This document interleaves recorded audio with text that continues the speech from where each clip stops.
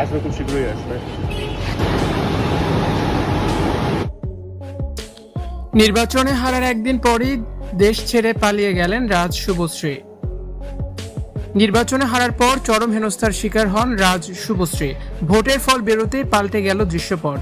ব্যারাকপুরের মাটিতে বিপুল ব্যবধানে পরাজয়ের পর এবার সপরিবারে দেশ ছেড়েছেন টলিউড পরিচালক তথা তৃণমূল প্রার্থী রাজ চক্রবর্তী শুভশ্রী। গতকাল ভোট গণনা কেন্দ্রে বিজেপি সমর্থকদের হাতে নজিরবিহীন হেনস্থার শিকার হওয়ার 24 ঘন্টা কাটতে না কাটতেই তড়িঘড়ি কলকাতা বিমানবন্দর থেকে বিদেশের পথে পাড়ি দিলেন এই তারকা দম্পতি। সোমবার ফলাফল ঘোষণার পর থেকে উত্তপ্ত হয়ে ওঠে ব্যারাকপুর। পরাজয় নিশ্চিত হতেই গণনা কেন্দ্রের বাইরে রাজ চক্রবর্তীকে ঘিরে ধরেন বিরোধী দলের সমর্থকরা। সেখানে তাকে লক্ষ্য করে চোর চোর স্লোগান দেওয়া হয়। পরিস্থিতি এমন পর্যায়ে পৌঁছায় যে উত্তেজিত জনতা তাকে লক্ষ্য করে পচা ডিম ও কাদা ছুঁড়ে মারে বলে অভিযোগ।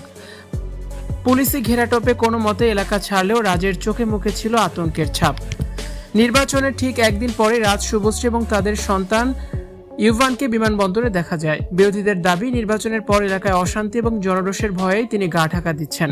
সামাজিক যোগাযোগ মাধ্যমে খবর ছড়িয়ে পড়েছে যে রাজের বাড়িতেও হামলা চালিয়েছে উত্তেজিত জনতা। যদিও এই হামলার খবর নিয়ে প্রশাসনের পক্ষ থেকে কোনো আনুষ্ঠানিক বিবৃতি পাওয়া যায়নি। তবে নির্বাচনের পরদিনই রাজের এই দেশ ত্যাগ অনেক প্রশ্নের জন্ম দিয়েছে। বিদেশে পালানোর গুঞ্জনের মাঝেই বিমানবন্দরে পাপ্পারাজিদের মুখোমুখি হন রাজ শুভশ্রী। বিধায়ক পদ হারানোর পর রাজ চক্রবর্তীর রাজনৈতিক ভবিষ্যৎ এখন বড়সড় প্রশ্নের মুখে। একদিকে পরাজয়ের গ্লানি, অন্যদিকে জনগণের ক্ষোভ।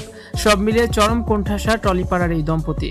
আপাতত তারা কোথায় যাচ্ছেন বা কবে ফিরবেন সে বিষয়ে কঠোর গোপনীয়তা বজায় রাখা হয়েছে। ভিউয়ার্স, এ বিষয়ে আপনাদের মতামত অবশ্যই কমেন্টস করে শেয়ার করে দিন।